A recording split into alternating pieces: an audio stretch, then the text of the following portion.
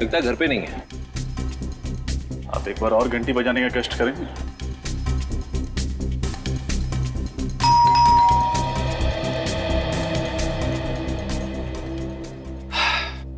Sir लगता है रश्मि घर पे है नहीं। हम लोग क्यों अपना टाइम वेस्ट करें, चलते हैं यहाँ से। आफ्टर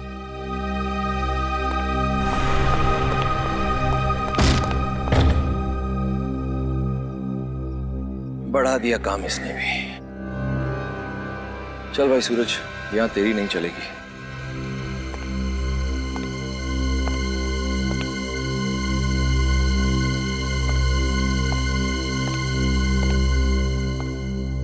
पूरे घर को छान मारो।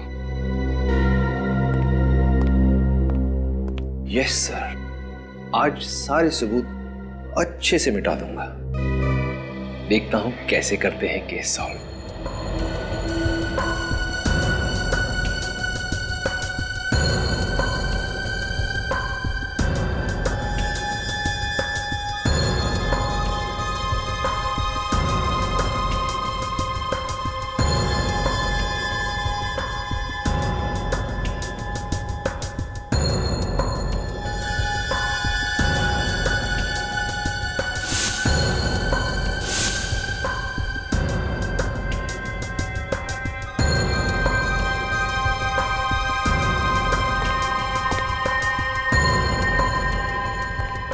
क्या सर, ये सब क्या है?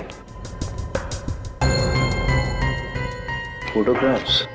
सर लगता है रश्मि घर से भागने से पहले ये फोटोग्राफ्स और ये कागजात जलाकर डस्टबिन में फेंक गई। लेकिन क्यों? रश्मि को इन चीजों से ऐसा क्या खतरा हो सकता था? एक सेकेंड, कुछ कागज के टुकड़े ऐसे भी हैं जो पूरी तरह जले नहीं हैं।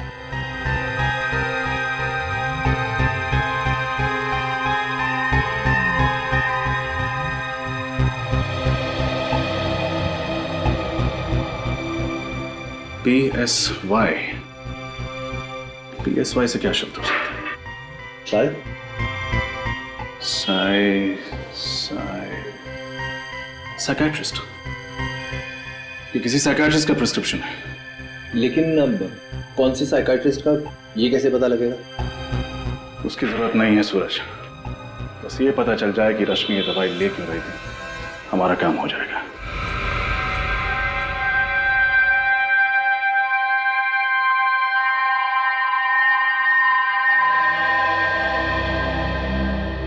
ये ड्रग तो स्प्लिट पर्सनालिटी डिसऑर्डर के पेशेंट्स को दी जाती है।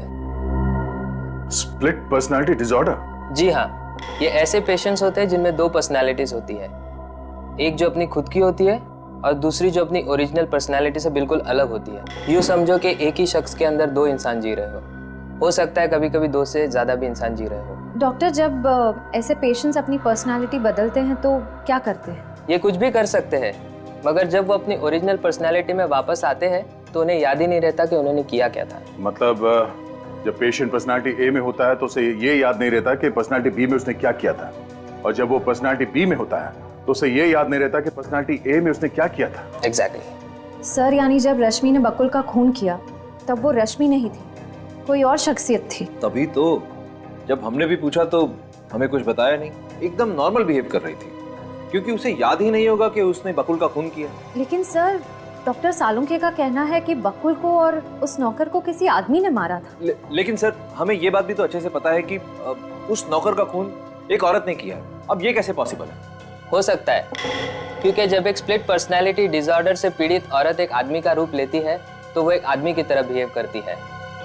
मर्दाना चाल, मर्दाना आवाज, मर्दाना ताकत उसमें अपने आप आ जाता है।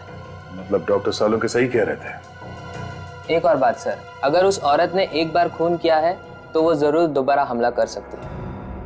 इससे पहले कि रश्मि किसी और को अपना अगला शिकार बनाए, हमें उस तक पहुंचना होगा। श्रेया, एक काम करो, उसका मोबाइल ट्रैक करो और सारे बैंक को इन्फॉर्म कर दो। अगर ये रश्मि अपना क्रेडिट कार्ड स्वाइप करती है तो फौरन हमें खबर कर दें। वो अपना रूप बदल सकती है, सेल नंबर बदल सकती है, क्रेडिट कार्ड तो नहीं बदलेगी। विश्वास नहीं होता कि बकुल जी के खून में रश्मि का हाथ हो सके। और सर, हैरानी की बात तो यह है कि सालुंखे सर अब भी यही मान रहे हैं कि किसी आदमी ने ही बकुल जी और उस नौकर का खून किया है। लेकिन उस साइकियाट्रिस्ट ने दया सर को बताया था कि स्प्लिट पर्सनालिटी के लोग चाहे वो कोई औरत हो या बच्चा, अगर दूसरा रूप धारण करते हैं तो वो उसी की तरह बर्ताव करने लगते हैं। जैसे कोई स्प्लिट पर्सनालिटी का पेशेंट, कोई बच्चा या फिर औरत किसी आदमी का रूप धारण कर ले तो उसके अंदर आदमी जैसी ताकत आ जाती है। यानी जब रश्मि ने बकुल जी का खून किया, उसकी पर्सनैलिटी ने एक आदमी का रूप ले लिया और उसके नाजुक से शरीर में एक मर्द वाली ताकत आ गई। और जब अपने नॉर्मल रूप में आई, यानी कि रश्मि की पर्सनालिटी में आई, तो उसे भी नहीं याद था कि उसने आदमी बनकर बकुल जी का खून कर दिया है। फिर तो रश्मि कभी भी अपना रूप बदल सकती है, और अगर उसने ऐसा किया तो उसके आसपास वाले लोगों को जान का खतरा होगा। हाँ वरीद, इसीलिए तो हम उस कपड़े की दुकान पे जा रहे हैं जहाँ रश्मि ने अपना कार्ड स्वाइप किया। शायद दुकानदार कुछ बता दे कि रश्मि अकेली आई थी या फिर किसी के साथ। एक्सक्यूज मी, कहिए सर, क्या दिखाऊं? वेस्टर्न या इंडियन? हमारे स्टोर में हर वैरायटीज के कपड़े मिलेंगे। हम यहाँ कुछ खरीदने नहीं आए। तो फिर? हम लोग सीआईडी से। सीआईडी? क्या बात है सर? एक औरत के बारे में कुछ पूछताछ करनी थी। सर, कौन औरत? उनका नाम है रश्मि और ये उनका क्रेडिट कार्ड नंबर है। जरा चेक करके बताइए कि यहाँ से क्या खरीदने आई थी और किसके साथ आई। जी सर, एक मिनट प्लीज।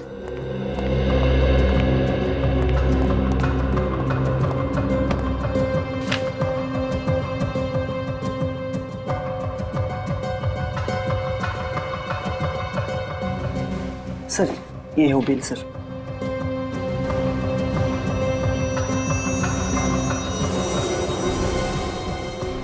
ये क्या? Gent shirt? रश्मि अपने लिए जेंट शर्ट क्यों खरीदेगी? कोई साथ में था क्या उसके? नहीं सर। सर, हो सकता है रश्मि कोई नई चाल चलने वाली हो। पुनीत, ये भी तो हो सकता है कि उसे स्प्लिट पर्सनालिटी का दौरा पड़ा हो और उसने एक आदमी का रूप धारण कर लिया। हाँ सर, इसीलिए उसने ये जेंट शर्ट खरीदी। सर, एक बात बोलूं?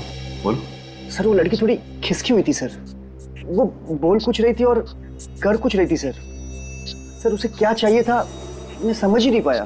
तुमने उस लड़की का चेहरा तो देखा ना? हाँ सर, एकदम ठीक से। पहचान जाओगे? हाँ सर।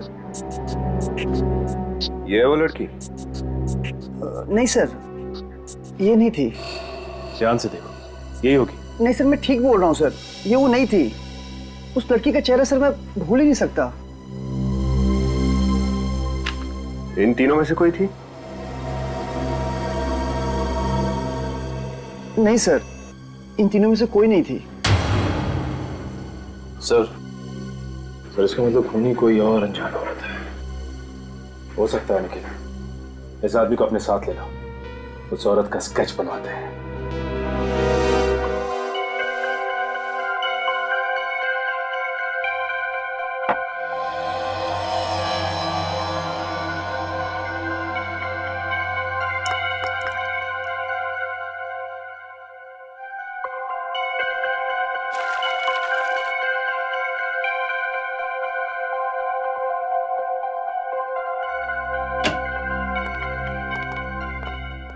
हाँ,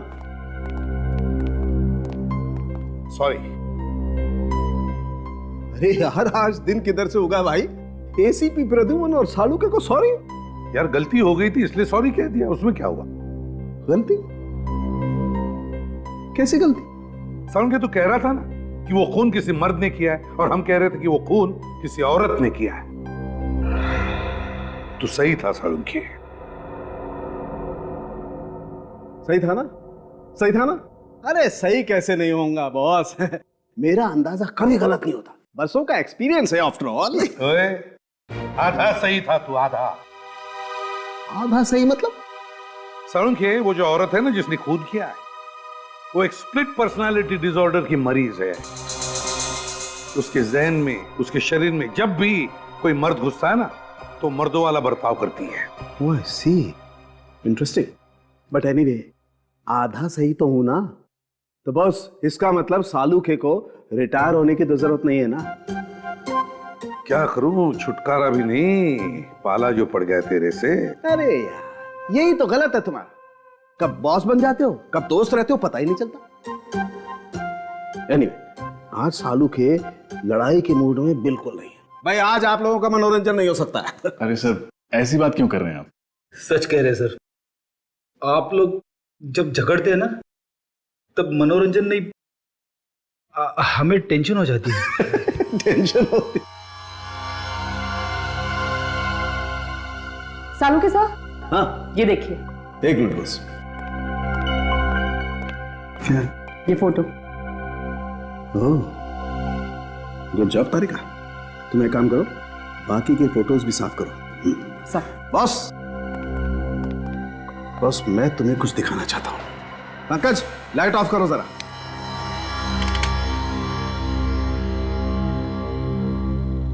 बॉस, उन जले हुए कागजों से तो कुछ पता चला नहीं। देखते हैं इस फोटो से क्या पता चलता है। ये तो स्कूल यूनिफॉर्म पहनी हुई किसी बच्ची की फोटो है। हाँ, 10-12 साल की उम्र लगती है। और लगता है उस लड़की के साथ कोई लड़का भी खड़ा है। सर, आप कैसे पता चलेगा कि ये लड़की कौन है और उसके साथ ये लड़का कौन है? अभी पता लगेगा। रश्मि? रश्मि की बचपन की फोटो है ये।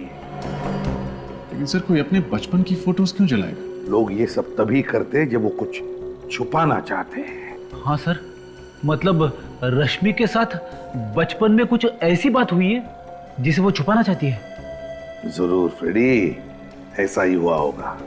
लेकिन लगता है रश्मि उसके फोटो में वो जो लड़का खड़ा है ना, उसकी तस्वीर मिटाना चाहती है।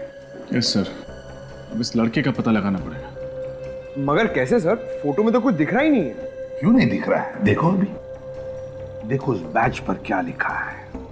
DAG public school, DAG public school. Hello Shashi, अच्छा सुनो, वो 1995 का जो बैच था ना, उसका एडमिशन फॉर्म मुझे चाहिए। हाँ, रश्मि नाम की स्टूडेंट का। जी जी, 5th स्टैंडर्ड। ओके ओके, ठीक है। सॉरी, आप लोगों को 2 मिनट और वेट करना पड़ेगा। आप लोग चाय या कॉफी कुछ लेंगे? जी नहीं, आप थैंक्स। मैडम ये फाइल।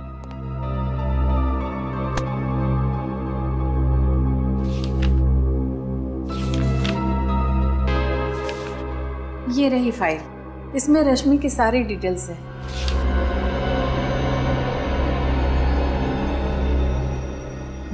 लेकिन इस फाइल से हमें खास जानकारी नहीं मिलने वाली। कुछ और बता सकती हैं आप रश्मि के बारे में?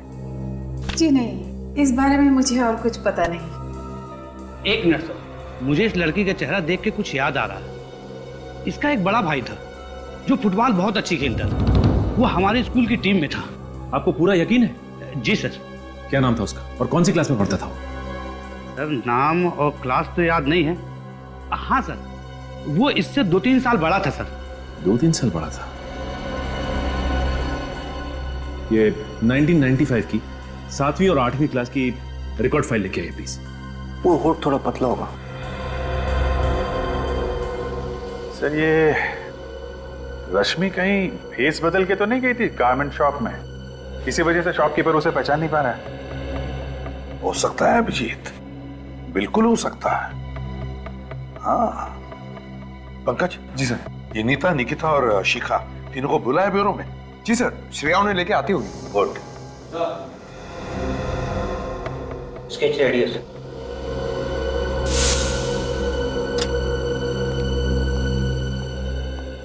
मैडम, ये रही फाइल। हाँ, ये लीजिए।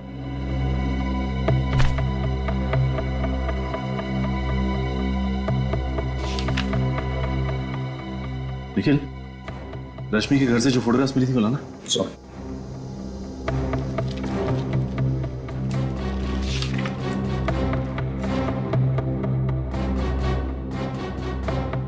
माय गॉड, ये देखो, रश्मि का भाई कोई और नहीं बल्कि अर्नव है।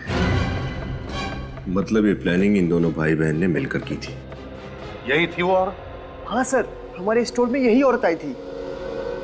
सर, आइए आइए, स्केच को अच्छी तरह से देखिए, गौर से देखिए और बताइए कि आप जानते हैं इसे?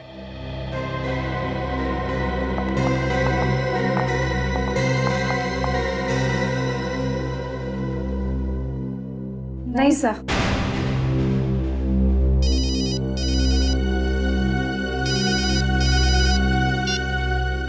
हाँ सचिन। सर, ये अर्नव और रश्मि दोनों भाई बहन हैं। माय गॉड, तो ये बात है। और ये सारा का सारा खेल इन दोनों ने मिलके खेला था। Good work. क्या हुआ सर? अभिजीत, रश्मि और अर्नव सगे भाई बहन हैं। क्या? सगे भाई बहन? हाँ, सगे भाई बहन। क्यों नहीं ताई? आपको तो पता था ना कि रश्मि और अर्नव सगे भाई बहन? नहीं सर, मुझे बस इतना पता था कि रश्मि बकुल की सेक्रेटरी है। वो दोनों भाई बहन है, ऐसा तो मुझे कुछ नहीं पता। और शिखा जी, आपको भी नहीं मालूम कि रश्मि अर्नव की बहन है? नहीं सर, मुझे इसके बारे में कुछ नहीं पता। बड़ी अजीब बात है, आप तो अर्नव की मंगेतर है ना, और आपको ही नहीं पता? सर, अर्नव ने मुझे इसके बारे में कुछ भी नहीं बताया था। ठीक है, आप लोग जा सकती हैं।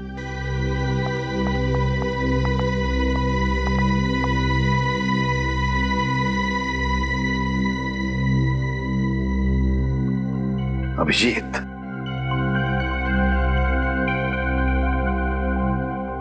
अभिजीत, तुम कह रहे थे ना कि औरत भेष बदल कर भी आई होगी। कुछ दिमाग में आ रहा है, कुछ दिमाग में आ रहा है। श्रेया, अर्नव की फोटोग्राफ कंप्यूटर में निकालो। सब।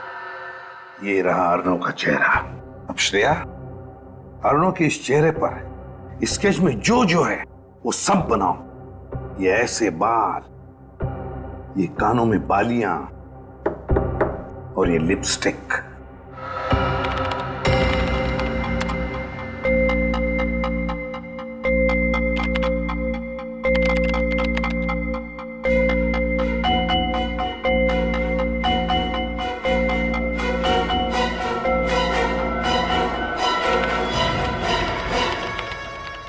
ये लो अभिजीत, अर्नव। इसका मतलब रश्मि को नहीं, इस अर्नव को स्प्लिट पर्सनालिटी डिसऑर्डर है सर। हाँ अभिजीत, और हम तो समझ रहे थे कि रश्मि ही खूनी है। याद है वो कपड़े का टुकड़ा जो हमें बकुल के फार्म हाउस से मिला था? उस कपड़े के टुकड़े पर चमड़ी, स्किन के अंश मिले थे। वो चमड़ी जरूर इस अर्नव की ही है। सर, इसका मतलब कि अर्नव ने लड़की के कपड़े पहने और बकुल का मर्डर कर दिया? एग्जैक्टली। और सर, इस रोग की वजह से उसे पता भी नहीं होगा कि औरत बनकर वो कितने भयानक जुर्म कर रहा है। और ऐसे मरीज को खुलेआम घूमने देना मतलब खतरों से खेलना है। अभिजीत, इस अर्नव के दोनों रूप पूरे शहर में फैला रहा, पूरे शहर में। देखते हैं बचकर जाएगा कहां। सर, अर्नव तो अपने घर पर मिला नहीं, अब कहां ढूंढे उसे? हाँ सर, और उसकी गाड़ी भी उसके बंगलों पर नहीं थी। बच के जाएगा कहां? मैंने शहर के सारे चेक पोस्ट और टोल नाके पे खबर कर दी है, सारे पुलिस स्टेशन को भी इन्फॉर्म कर दिया है। इस अर्नव के दोनों रूप के फोटो और रश्मि के फोटोग्राफ्स भी दे दिए हैं। कोई ना कोई कहीं ना कहीं तो जरूर इन दोनों को देखेगा। सर, हो सकता है वो शहर से बाहर निकल गए हों। नहीं श्रेया, टोल नाकों वालों से पता चला है कि अभी तक अर्नव मुंबई से बाहर नहीं गया। सर, ये भी तो हो सकता है कि उसने अपनी गाड़ी कहीं बीच रास्ते में खड़ी कर दी हो और पैदल या किसी और रास्ते से शहर से बाहर निकल गया हो सकता है। सर, अर्नव के आसपास के सभी लोगों को उससे बहुत खतरा है। उसकी बीमारी की वजह से वो किसी भी वक्त कुछ भी कर सकता है। हेलो, इंस्पेक्टर दया बोल रहा हूँ। क्या? कहाँ पे? ठीक है, उस पर नजर रखो, हम लोग बस पहुंच ही रहे हैं वहां पे।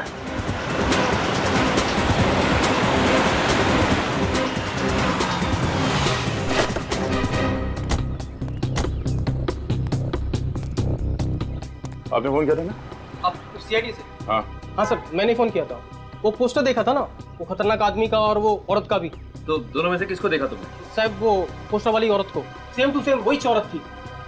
कहाँ देखा तुमने उस औरत को? इधर दुकान पर आई थी चिप्स लेने के लिए। कब आई थी? अभी थोड़ी देर पहले, तभी तो फोन किया मैं सबको। किस तरह गई वो औरत? वो गाड़ी लेके आई थी? नहीं साहब, वो चलते चलते उस गली से आई, चिप्स लिया और वापस उसी गली में चली गई। चलते चलते इस गली में गई? पक्का यकीन है कि वो इसी गली में गायब हुई? एकदम पक्का साहब, चेहरा इतना अजीब था, भूल कैसे सकता हूँ। सर, उसी गली में तो बकुल का फार्म हाउस भी है। बकुल का farmhouse? Oh no, let's गो।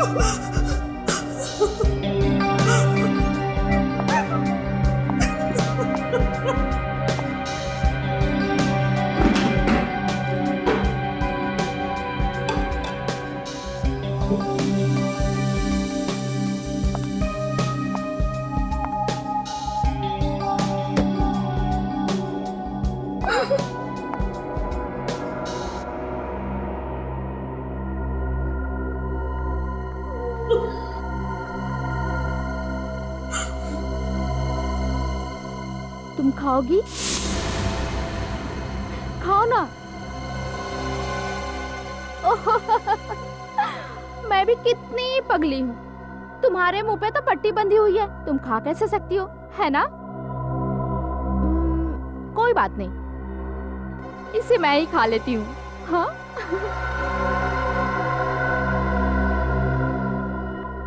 लेकिन तुम्हारी आंखें तो खुली है ना, तुम तो मुझे देख सकती हो, आंखों पे पट्टी नहीं है, तो तुम मुझे खाता हुआ देखो।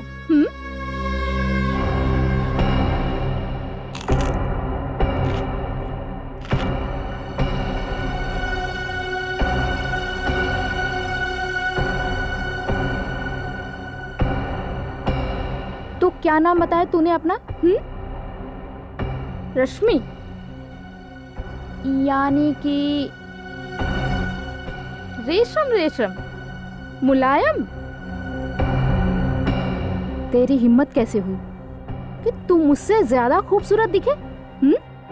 तेरा कोई हक नहीं है, कोई हक नहीं है तेरा, समझी तू? लेकिन अगर तूने हिम्मत की है तो हर गलती की सजा होती है ना?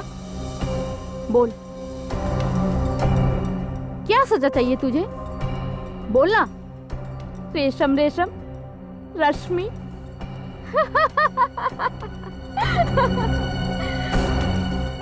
क्या हुआ? दर्द हो रहा है? लेकिन सजा मिलने से पहले मैं तुझे अपना सुंदर नृत्य दिखाना चाहती हूँ। हो जाए?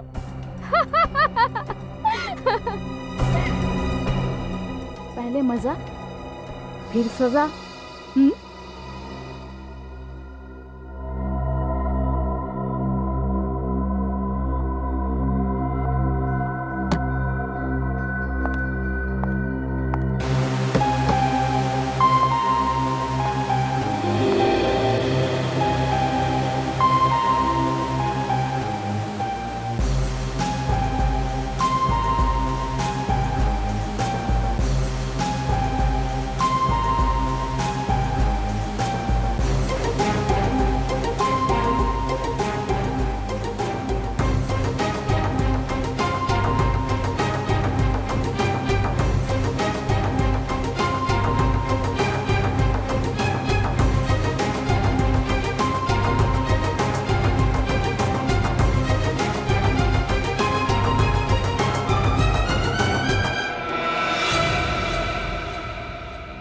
बहुत तरस आता है मुझे तेरे पर, बहुत तरस, पर मैंने अपने आप को समझा लिया है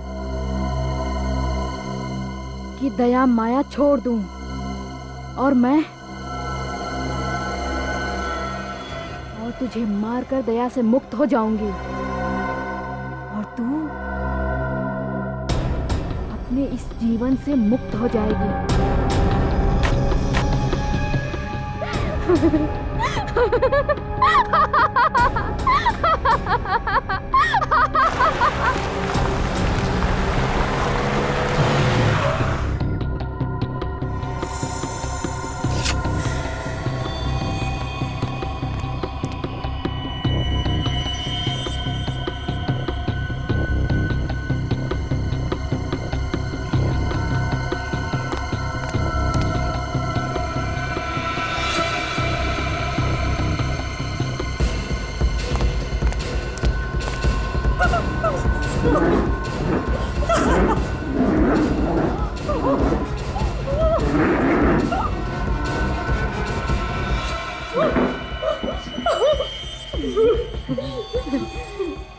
अलविदा। अलविदा, मगर मुझे तेरी बहुत याद आएगी रश्मि।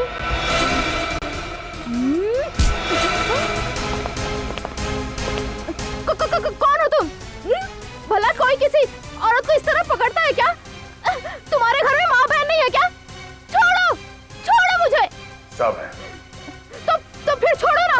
ओ भाई साहब, बोलो ना इन्हें, कितना बदतमीज है। छोड़ो। चलो शांत हो जाओ। बदतमीज? बैठ, शांत हो जाओ। अब मैं आ गया हूं ना, तुम्हें कोई कुछ नहीं कहेगा, समझे? हाँ समझी। बीमार रही है, इस वक्त ही अपने आप को एक औरत समझ रहा है। खून किया है मगर जुर्म का एहसास नहीं से। अजीब बीमारी है सर, ऐसा लगता है जैसे एक ही शरीर में दो लोग हैं। हाँ, जब ये लड़की बन जाता है तो उसे याद नहीं रहता कि जब ये अर्नव था किसने क्या किया था, और जब अर्नव बन जाता है तो लड़की के रूप में क्या किया वो भूल जाता है। रश्मि, तुमने हमसे ये बात क्यों छुपाई कि अर्नव तुम्हारा भाई है? सब मैं डर गई थी। मुझे लगा कि अगर मैंने आपको भैया की बीमारी के बारे में बता दी तो आप इन्हें मुझसे अलग कर देंगे, जेल में डाल देंगे, फांसी दे देंगे। भला इसमें भैया की क्या गलती है कि सब कुछ तो इनकी बीमारी की वजह से हुआ है। तो वैसे सोच भी कैसे सकती हो? तुम्हें पता नहीं था कि ये एक मानसिक रोगी और ऐसे पेशेंट्स को फांसी नहीं होती? और अगर आपने ये बात हमें पहले बता दी होती तो अर्नव का आज इलाज चल रहा होता किसी अच्छे साइकियाट्रिस्ट के पास, और आपकी ये हालत नहीं होती। सर, मैंने भैया का इलाज करने की बहुत कोशिश की, मगर ये मानने को तैयार ही नहीं कि ये बीमार है। ये बात तुम्हें समझना चाहिए रश्मि।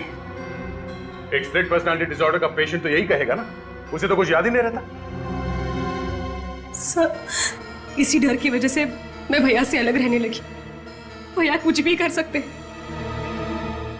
अभी आपने देखा ना, अगर आप लोग वक्त पर नहीं आते तो ये तो मुझे मार ही डालते। मुझे नहीं पता था सर कि मेरे जाने के बाद भैया की हालत इतनी बिगड़ जाएगी।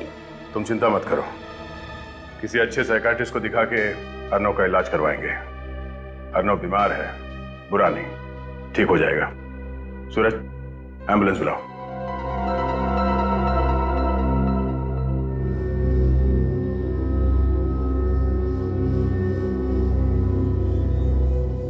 Finger on your lips. मेरी क्लास में तुम लोग ज्यादा बात मत किया करो, और मैं जो सिखा रही हूँ उसे ध्यान से देखो, समझो, वरना एग्जाम कैसे पास करोगे तुम लोग? हाँ, A2 + B2 इज। कमरे में कोई भी नहीं, मगर उसे लग रहा है कि कमरे में बहुत सारे स्टूडेंट्स हैं और वो गड़बड़ कर रहे हैं। अर्नव की तबीयत बिगड़ती जा रही है। देखिए, फिलहाल वो खुद को एक औरत यानी प्रोफेसर पायल समझ रहा है।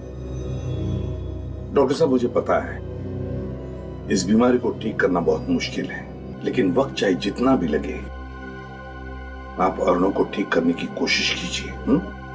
और एक रिक्वेस्ट है, अर्नव को एक अलग से कमरे में रखिएगा। मेरे कहने का मतलब है। सर, आप चिंता ना करें, हम जानते हैं कि ऐसी स्थिति में वो औरों के लिए खतरा बन सकता है, इसलिए हमने अर्नव को एक अलग वार्ड में सुरक्षित रखने का बंदोबस्त किया है। डॉक्टर साहब, ये बताइए कि इसकी तबीयत कब तक ठीक हो सकती है? मेरा मतलब है, ये अपनी पर्सनालिटी में कब तक वापस आ सकता है?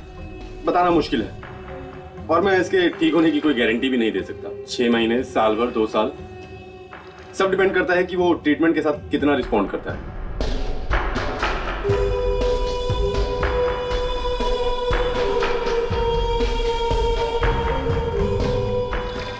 ठीक है डॉक्टर साहब, अब हम चलते हैं।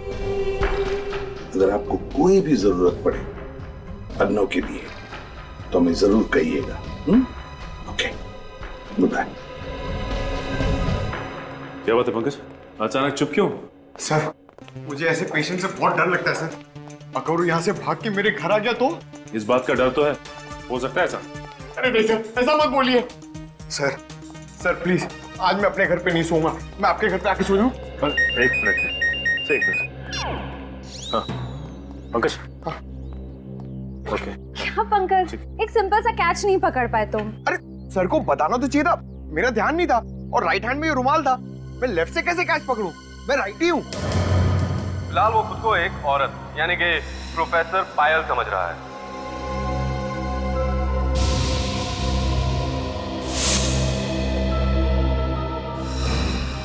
My God, Sachin! ये अर्नव बीमारी का नाटक कर रहा है, बीमार नहीं है वो।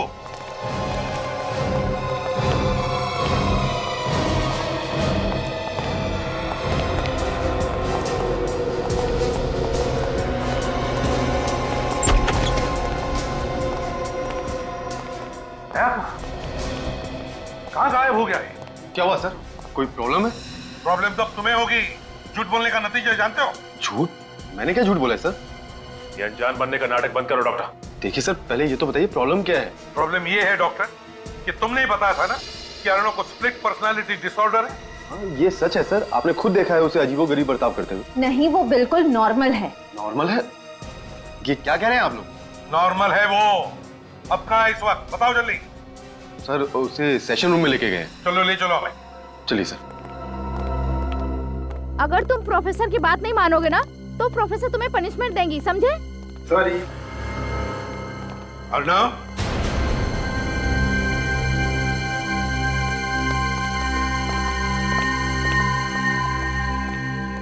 आजकल के बच्चे बाप रे बाप। नमस्ते टीचर जी।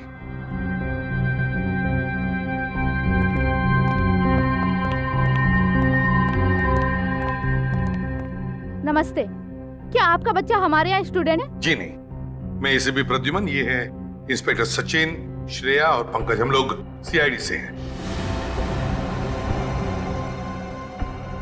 सीआईडी? जी हाँ, सीआईडी। वैसे आपका नाम क्या है टीचर जी? पायल। पायल। पायल, पायल तुम्हें पता है हम यहाँ किस लिए आए? हाँ, मुझे पता है आप लोग यहाँ क्यों आए हैं। तब तो तुम ये भी जानती होगी कि तुमने क्या क्या किया है। हाँ हाँ, मैंने ही बकुल को मारा है। मैंने उसका खून किया है। सब याद है।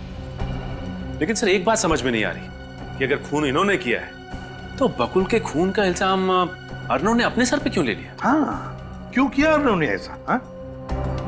अर्नव? ये अर्नव कौन है? मैं अर्नव को नहीं जानती हूँ। ये सब छोड़िए पायल जी, ये बताइए कि बकुल का खून कैसे किया आपने? चाकू मारकर। और जब चाकू मारा तब बकुल कहाँ था? उसके फार्म हाउस पे। तो उसके फार्म हाउस पर तुम गई कैसे? पीछे के दरवाजे से। तो फार्म हाउस पर पहुंची कैसे? इतने दूर है वो फार्म हाउस? गाड़ी से। गाड़ी का कलर? Red, black. तो फार्म हाउस के अंदर जाते ही तुमने बकुल पर वार कर दिया? नहीं, मैं वार करने वाली ही थी, लेकिन मुझे जब पता चला कि जिस आदमी को मैं मारने जा रही हूँ वो बकुल नहीं है, दरअसल कोई और आदमी है, तो मुझे टेंशन आ गया और मैंने बस यही सोचा कि उस आदमी को बेहोश कर दूं। कैसे बेहोश किया? डंडा मार के। तुम जानती थी उस अनजान आदमी को? नहीं, मैं उस आदमी का चेहरा नहीं देख पाई। कैसे देख पाती? अंधेरा जो था। और खून करने के बाद क्या किया तुमने? मैं खिड़की से भागी और बंगलों के पीछे सुनसान घर की छत पे वो कपड़ों से भरा बैग फेंक दिया मैंने। मतलब अपनी गाड़ी में नहीं गई तुम? नहीं। फिर तो आपकी गाड़ी वहीं पे खड़ी होनी चाहिए थी। लेकिन सर, हमें तो वहाँ कोई कार नहीं मिली। चोरी हुई होगी, वो तुम पता लगा ही लेंगे। बकुल को क्यों मारा तुमने? हाँ? धोखेबाज था वो। कैसा धोखा दिया? पहले उसने नीतिका से शादी की, फिर बिना बताए उसने नीता से भी शादी कर ली और नीता के सारे पैसे ऐड कर उसने मुझे अपने प्यार के चंगुल में फंसाया और फिर उस राक्षस बकुल ने रश्मि के साथ चक्कर चलाना शुरू कर दिया। बकुल और रश्मि?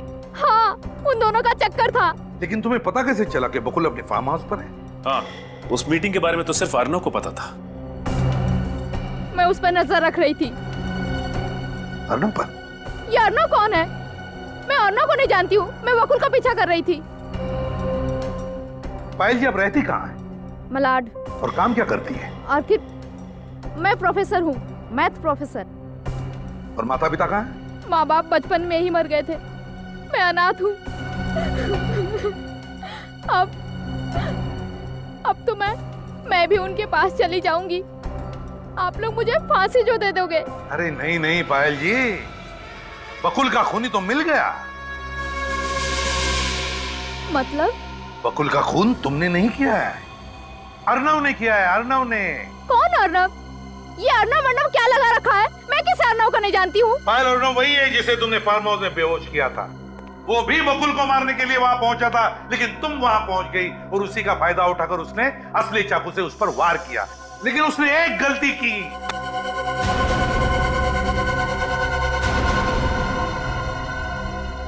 एक गलती की।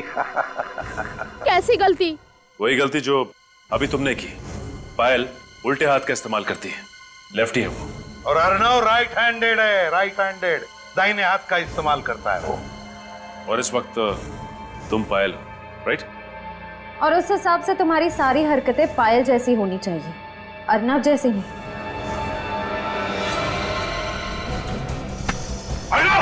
रुक जाओ! रुक जाओ! रुक जाओ!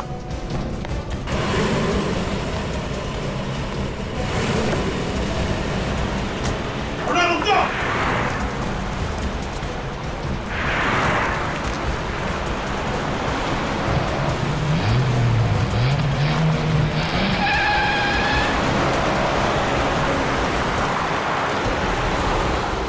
हो रही हूँ डंपर के आगे।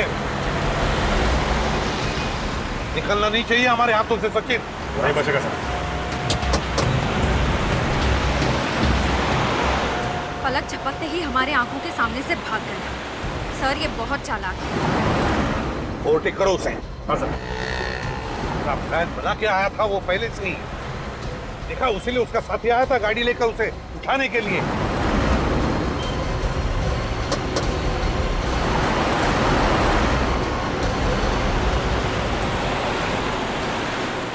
सीआईडी की गाड़ी पास में आ गई है। फटाफट भगाओ। अरे ये लोग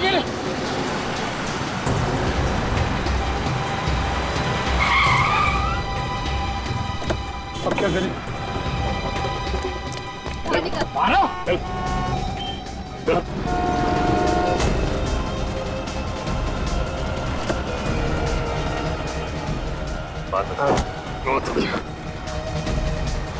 सर, रश्मि। रश्मि जी, हमें तो पहले से ही शक था कि अर्णव का साथ तुम दे रही थी। और तू? बहुत कर ली तूने एक्टिंग, अब अपनी एक्टिंग हमें दिखा। अर्णव, अपने स्प्लिट पर्सनालिटी डिसऑर्डर की एक्टिंग से तुमने साइकियाट्रिस्ट को भी फंसा दिया। वाह, कहां से सीखी तुमने ये एक्टिंग?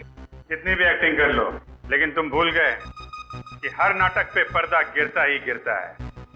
तो फिर बताओ, कहां से शुरू करोगे अपनी कहानी? हाँ, ये सच है कि मैंने स्प्लिट पर्सनालिटी डिसऑर्डर के पेशेंट होने का नाटक किया और बकुल का खून किया। लेकिन बकुल का खून क्यों किया? वो तो तुम्हारा अच्छा दोस्त था ना? नहीं, अच्छा दोस्त नहीं था वो मेरा, बल्कि वो अच्छा इंसान नहीं था, हैवान था वो, हैवान। क्यों? ऐसा क्या किया था बकुल ने? उसने मेरी बहन की जिंदगी बर्बाद कर दी। रश्मि की जिंदगी बर्बाद कर दी? कैसे? बहरूपिया था वो, मक्कार था वो, धोखेबाज था, भोली भाली लड़कियों को अपने जाल में फंसाता था, शादी करता था मुझसे उनकी प्रॉपर्टी के लिए। पहले से 2 शादी कर चुका था वो, और मेरी बहन की जिंदगी बर्बाद करना चाहता था फिर से। ये सच है सर, बकुल से मुझे प्यार था, लेकिन मैं उसकी शादीशुदा जिंदगी से बिल्कुल अनजान थी। उसने पहला पुस्ताकर मेरी सारी प्रॉपर्टी अपने नाम पर करवा दी। मैंने उसे मना तक नहीं किया, ये सोचकर कि वो तो मुझसे शादी करने ही वाला था। फिर एक दिन मुझे सच पता चला कि वो तो पहले से ही शादीशुदा है और उसकी एक नहीं बल्कि 2 पत्नियां, नितिका और दूसरी नीता। मैं उससे मिला, उसे समझाने की कोशिश की। मैंने उसे कहा कि अगर तू मेरी बहन से प्यार करता है तो अपनी बीवी को तलाक दे दे और रश्मि से शादी कर ले। लेकिन उसने ऐसा नहीं किया। हाँ। फिर हम दोनों ने मिलकर उस राक्षस को खत्म करने का प्लान बनाया। अर्णव ने बकुल को झगड़ा खत्म करने के बहाने फार्म हाउस पर बुलाया और उसका कत्ल कर दिया। बदले की आग में तुमने ना सिर्फ बकुल का बल्कि उस नौकर का भी कत्ल कर दिया। तुम दोनों ने ये जुर्म किया है, अब सजा भी तुम दोनों को होगी, शायद फांसी।